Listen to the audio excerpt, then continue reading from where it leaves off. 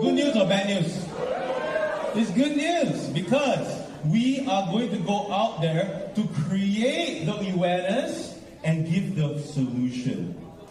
We are going to go out there to create the awareness and give the solution. Tell your partner, we have the solution. Okay? So, she's probably going to be one of the best people to talk about it. She has written her book called Stop Cooking Your Kid's Brain. And I was also told there will be a few copies in the lucky draw as well. Can we give her a round of applause? Alright? Alright, so without further ado, let's give a warm, high energy. Welcome to Dr. Pinky, all the way from the Philippines! Let's give her a round of applause, everybody!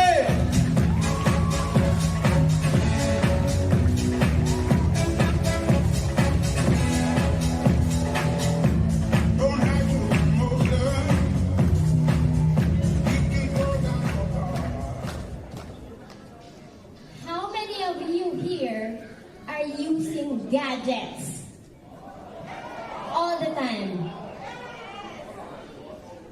How many of you here, you have kids using gadgets all the time too? Yes. Thank you. Thank you for participating because they say participation equals? Okay, so I really would love you to participate with me. Alright? Is that okay? But before anything else, I'd like to thank each one of you for being here. It's the second day and you're still here. You could be doing something else. You could be shopping or exploring this beautiful Malaysia. But you're here with us right now. And that's really great. Can you tell you're the person beside you? That's really good. You're here. Alright, so before anything else, can I tell you a little bit more about myself first? Can I? Oh, it's not loud enough. They don't like to know my story. Alright, okay, so I'm Dr. Pinky De Leon and Tal, and as you can see, I'm into preventive, lifestyle, and culinary specialist. I'm the founder of Preventive Medicine Philippines, and I'm a professor teaching young doctors to also think about prevention. But before that happened, I'm just also a regular doctor, as most of the doctors that you know. Who are the doctors that you know? Those doctors that give you, like me, before, when you have headaches, we give you analgesic. When you have a hypertension, we give you medicine. That's who I am before. But right now, I go to the root cause and treat diseases because of how they should be treated. Going to the root cause of disease. Alright? So, but before that, this is what happened. I also have my share of diseases. Okay? Just like your ordinary doctors, or some has cancer, some has hypertension, right? Correct? Okay. For me, I have hyperacidity. How many of you have hyperacidity? Before. Brandon. Do you know that my hyperacidity before attacks once a week? So that's how much a year. That's 50 times a year. I also have allergic rhinitis. I also have mouth sores. You know, how many of you have mouth sores? Once, twice a year. Do you know that my mouth sores before are 365 days in a year? If there's a time that I don't have mouth sores, I'm so happy about it. That's my problems before. And then, I met this water. You know this water? A friend of mine introduced to me this water. And being a doctor, I'm very skeptical. Right? Most of the doctors that you know would be very skeptical, right? But I'm also a type of doctor who listens. And I know that medicine is ever changing. It can change, right? So I listened, but still skeptical, but we tried the water. On the first week of trying the water, my husband actually did her kidney stones. And that made me rethink, oh, there's something about this water. Fast forward, we installed the machine, okay? And lo and behold, the symptoms I had before was gone. My hyperacidity, I still have, but not 50 times a year, about 1 to twice a year. Or then the mouth sores, from 365 days in a year, maybe I still have, but 1 to 3 times a year. Is it really good? Does that deserve a clap? Yes. So, I feel really good. I feel liberated. And that started me in my journey. And I enrolled in lifestyle medicine. It's a specialization in medicine that actually goes to the root cause of disease through your lifestyle, because we believe that you can heal yourself given the right condition. So this is what I do now. I help Filipinos treat chronic lifestyle diseases without surgery or medication. And that's why I founded preventive medicine. But of all the things that happened to us, we felt really the best of health. Do you know there's one symptom that doesn't go away with our family? That one symptom, it happens with my husband. My husband, you know, is a graphic designer. So he actually spends 10, 12 hours a day in a computer, in a laptop, right? So the symptoms that doesn't go away are this: headache, eye pain, fatigue, tiredness. He can't sleep, but only when using the gadget, okay? So when emGuarde came, when emGuarde was launched here in Malaysia last year, we actually grabbed the opportunity to buy our own emGuarde as a family.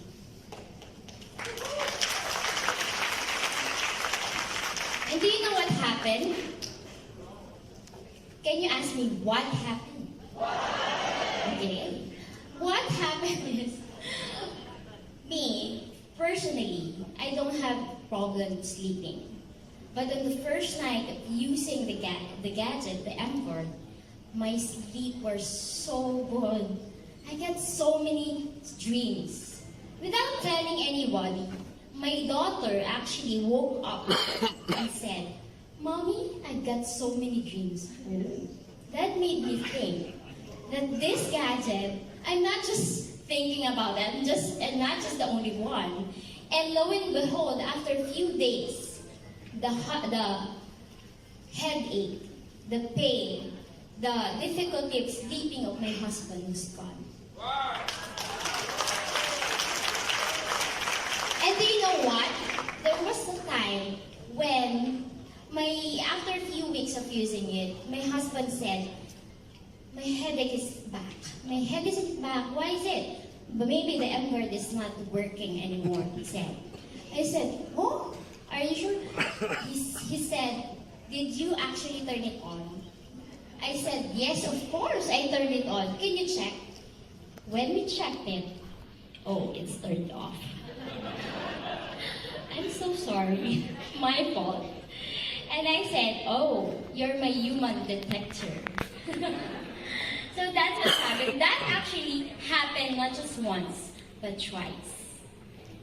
Okay, so that's my story about the emGuarde. So when I found out about this technology, I immersed myself with research. I did all the research that I reached from the moment I saw it, because I think there's something, because we think we're in the best of health, and that actually solved our problem. I realized that it's the missing piece of the puzzle, of our health puzzle, right? Finally, I can say we are the best health. in our family. And with that, with searching everything, with doing all the study, I realized that those things that I did my research on should not be wasted. Do you agree with me? That's the reason why I wrote this book. I wrote this book initially for my team, but I realized it's a crime not to share. Can you say it with me? It's a crime not to share. That's why I made it available for every one of you to use. Alright, so this book and some of the things that I learned, you will learn in this talk. So, the title of my talk is Stop Cooking Your Kids' Brain. Okay, and how to protect your family with the harmful effects of radiation. Okay, so do you know that, according to my research, that our Earth, the cosmos, and the environment, we actually have an EMF radiation. It's natural. But because of technology, of everything that's happening, in 2007, according to European research, the EMF level soared astonishing 3,000%. How many? 3,000. And that was a 2007 study. You want a more recent one? This is from Professor Johansson in 2012. He actually discovered or get done the research that the background levels of electromagnetic radiation has actually increased to 1 quadrillion times. How many? 1 quadrillion times. When I was writing it, I'm checking how many zeros do I need to put. And what year is it? 2014. What year is now? Again, what year is now? That's 10 years. Imagine how much is it right now. I can't even imagine. Okay? Because of this, according to statistics, we have more than 8 billion mobile phones right now. How many are the population? 8 billion. 8 billion mobile phones, and we have more than 20 billion wireless transmitting devices. Okay? Imagine we are in this electromagnetic jungle, where actually the ratio is 1:3.5. One person for every 3.5 device. And it is expected to rise up to 1:10:8 in the next 10 years. Are you getting scared now? There's more to come. It's everywhere. As you have listened, electromagnetic radiation is not just in your phones. Okay? It's in everywhere. Right? And from here, do you know that David already discussed it? There are two types of radiation. It's the ionizing and the non-ionizing radiation. You understand this, right? Good? Are you good with this? Can I tell you a little bit more about this? Let's start with the ionizing radiation. Okay. The ionizing radiation, one of the examples is that is X-ray, right? Have you ever went to an X-ray with yourself, right? Have you ever done this when you go to the X-ray room and then you go to this thing and the technician will put you there, pull up your hair, and then if it is time, what will the technician do? He will go and hide. Why? Because she's scared, right? He can't be exposed every day. And you don't do your X-ray every day, right? Just once, maximum of twice a year. Okay? Not more than that. If you have more than that, if the technician actually said, oh, we have a mistake, oh, that's too much exposure already. But do you know that there was a time that X-rays or ionizing radiation before was thought to be harmless? Do you know this person? Not my grandmother. What do you think is this? This is Marie Curie. You know Marie Curie? The one who discovered radium, so you can use the X-ray, right? Marie Curie, when she discovered radium, do you know that she handles radium in her pocket? Put it in the table. Until she actually died of radiation, due to radiation, in 1934. Not only that, around 1920s, these girls, we call them the radium girls. In 2020, the radium girls. The radium girls are like factory workers, wherein they paint the hands of the clock with radium to make it glow. Can you say glow? Glow. Do you want that in your watch right now? No, you don't like. But during that time, it's thought to be harmless. It's harmless. And these girls actually suffered. They developed so many diseases. They developed so many, they actually died, some of them. Okay? And developed so many abnormalities. These are the radium girls. Okay. How many of you knows this? Anyone? No one. No. These are actually, we called it in 1940, 1950s, an X-ray, wherein they fit the children's feet are put there to do an X-ray so they can fit the shoe. It actually says here, this is actually a marketing material. It says, there's no guesswork. When fitting shoes at Sears, use X-ray for shoe fitting. It's dangerous to have your child's shoes fitted in any other way. Are you scared for those kids? Yeah, but they didn't know that. But remember, 1930s, Marie Curie died. 1920s, radium girls were there. But why is it that they're still fitting the shoes of these kids in 1950s? Right? Why am I telling you this? Can you ask me why?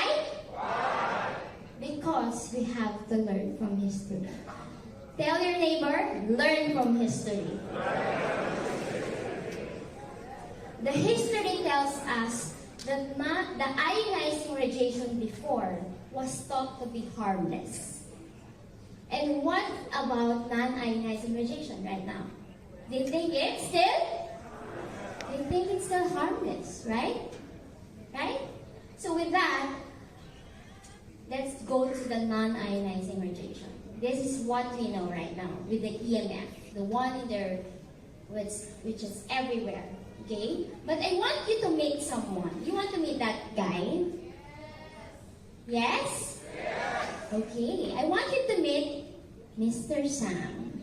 Not our Sam here or Amos. Not our Mr. Amos here, but Mr. Sam stands for Standard Anthropomorphic Man.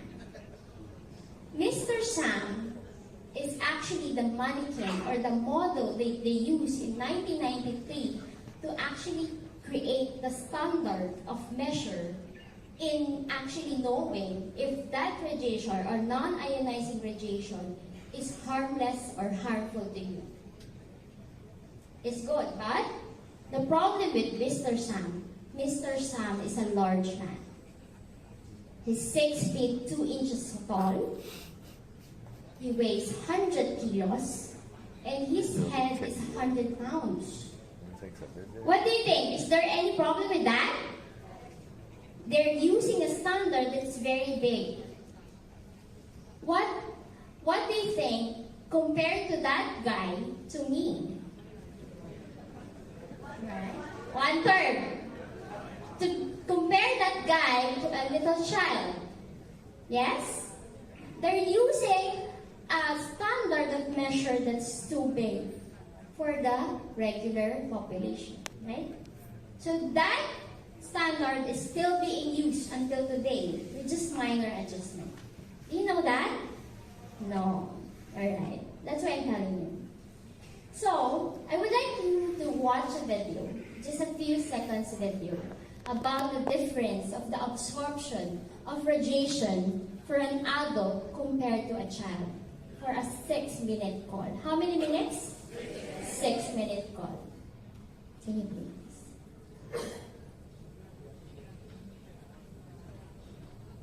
Goes into creating this, and here's what it looks like after a period of 6 minutes. And that's really not as bad as it might look, because you see the red area only gets partway through the eye of the adult, right? The one that we're really concerned about is this one with the young child. And this is a 3-year-old brain that we modeled.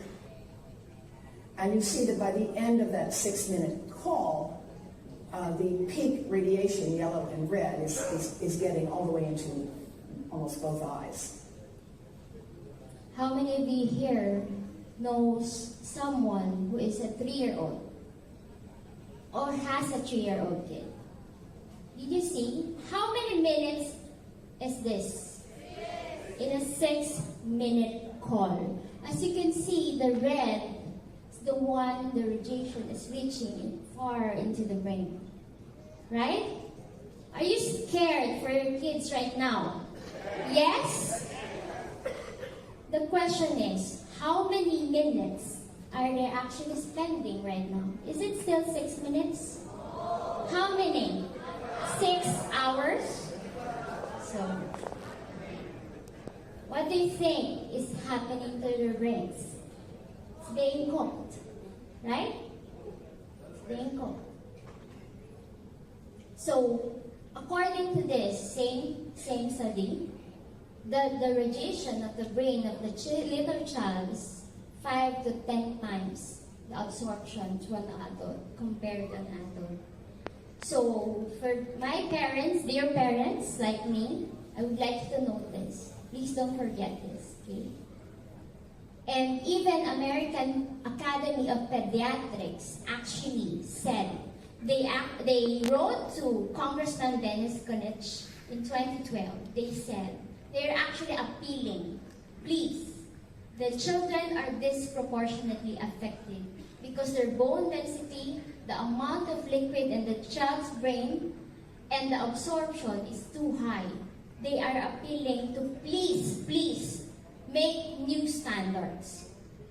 But they did actually make that? Did they adjust? No. That's 2012. So how does exactly EMF affect us? Do you want to know? Yes. Can you tell how? How? Alright. So, EMF, as we have heard earlier on by Dr. Magda Habas, one of the mechanisms is actually, it causes the formation of the red blood cell, and through that, it undergoes circulation that is poor. Okay? So you already know that. But according to a study, but by another doctor, Dr. Oleg Johansson, EMS has other mechanism. First, it can cause DNA damage. DNA damage can actually lead to mutation and cancer. Another one, it can cause inflammatory response. Another one, it disrupts cellular signaling. What does it mean? It actually decreases your immune system. Okay? Oxidative stress. Who's familiar with oxidative stress? Yes. EMF can actually cause oxidation. more oxidation, more free radicals. And another thing, it also decreases melatonin. That's the reason why so many people right now cannot sleep. Do you know that few days ago, I was looking into the different supplements in one of the online store that I go to, and I was shocked that there is a medicine they call melatonin for kids. Huh? I stop and think, oh, melatonin for kids? It only means they already have a market for that. The kids are not sleeping anymore, right? Because of UNF. Okay? So there goes the acute effects. You know the acute effects, right? The not sleeping, the eye pain, the headaches. But what do we want to know?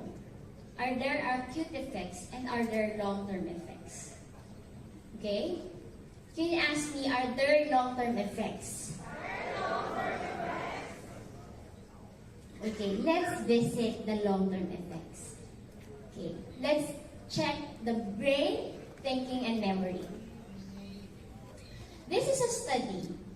In one of the studies, wherein the subject are rats. Okay, these rats are exposed to a 900 megahertz EMF exposure, the same wave from the cell phone radiation, and they actually check the brain, the thinking and memory. What they did is they exposed the pregnant rats, and the babies. When the babies come out, they check the thinking and memory. How do they check it? By using a maze, right? And do you know the result? Can you ask me? What?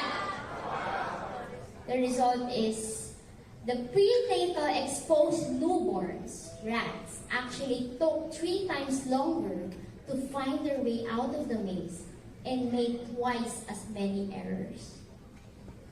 It affected their brains and thinking and memory.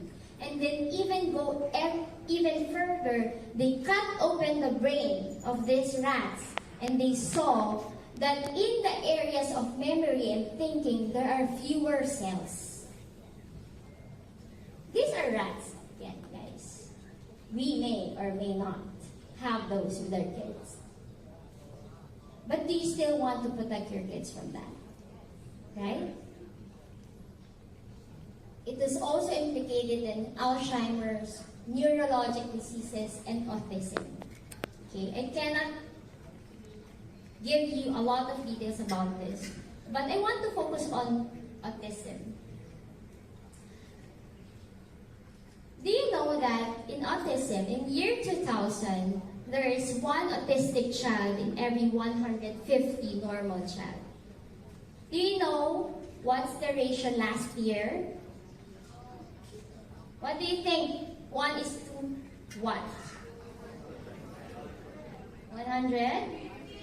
1 is to 50? What else? 1 is to 500? Do you know that last year, the ratio is actually 1 is to 36? No wonder there's a lot of teleseries, movies, that has autistic story around it, right? Do you watch Netflix? Do you see that there's a lot of movies and teledramas, right? Because it actually reflects what is it right now that is happening.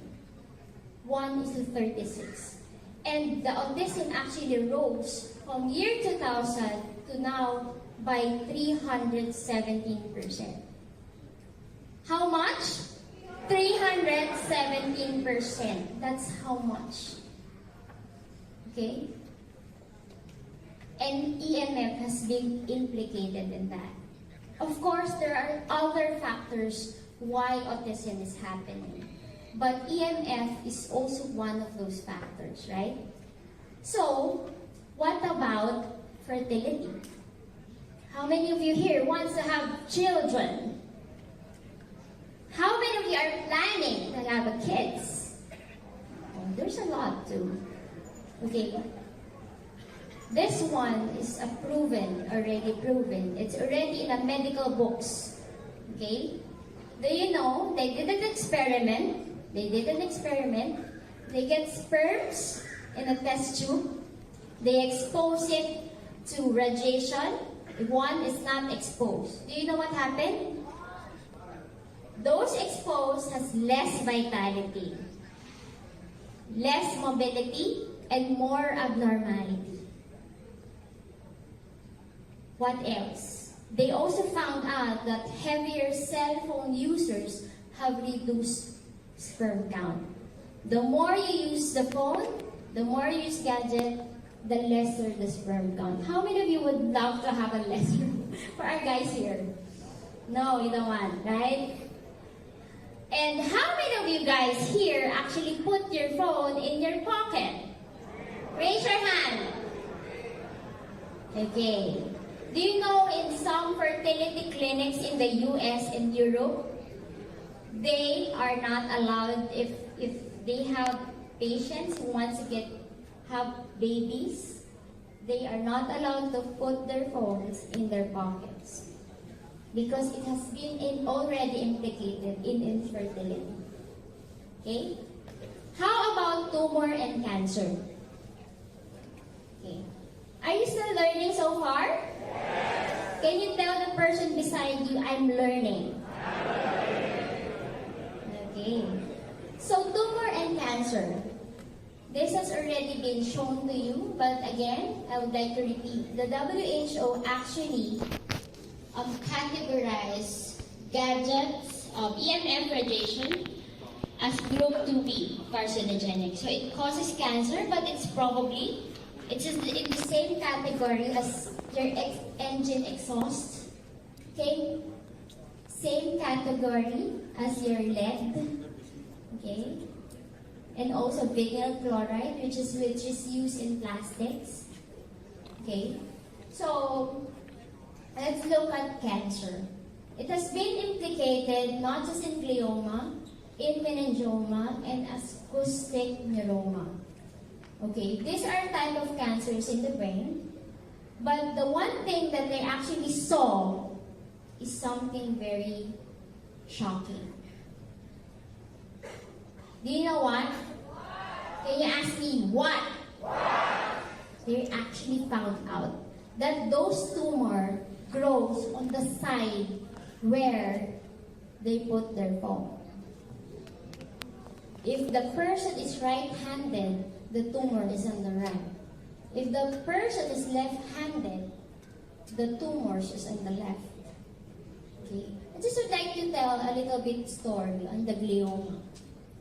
One of the things that I do you know that before I went to Imagine, I'm part of the insurance industry. How many of you are in the insurance industry before and right now? I'm actually a lifetime emGuarde, and of my 15 years in that industry, I have 4 claims. How many claims? 4. Do you know that 2 or 50% of those claims is because of glioma? And those are just 30 years old. One died of glioma, 30 plus years old doctor. And another one, just recently, about 2 months ago, was diagnosed with glioma while pregnant.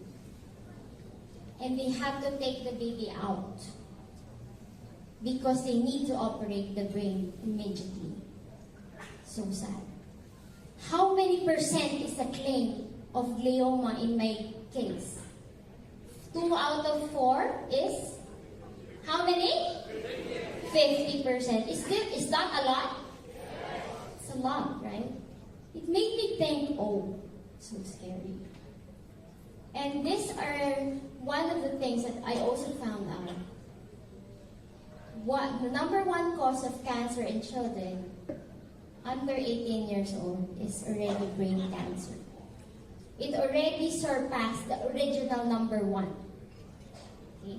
It already surpassed the original number one. Okay, I'll be flashing the different studies that says here that a Swedish study, a Scandinavian study, a Cephalo study, and Mobile Kids study. This study says that as the earlier you use a phone, the more risk you have of getting brain tumor. And this interphone study alone is a big study. It's a meta-analysis study where they found out that if you use phone for 1,640 hours or 10 years, you face 2 times the risk of having glioma. Okay? Not only that, implicated also in leukemia, in brain cancer. Okay? I'm not going to the details of that, but okay, I know you have a question in your mind. Okay? Your question may be this. Why are some people are unaffected and why are other people are suffering? You have that question? Do you want me to tell you why? Why? Because of we vary in susceptibility. Dr. Carpenter, David Carpenter, okay, actually said that we vary in genetic susceptibility to environmental factors. A person can use cigarette or smoke cigarette 20 cigarettes a day for 10 years or 5 years and does not get lung cancer, right? And some can just smoke 5 cigarettes per week and they get lung cancer. So it's not just about the exposure, it's about our genetic individual sensitivity. Right? Do you understand now?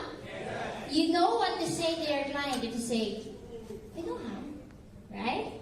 Yeah. So that's the answer for that. And do most anti-radiation work.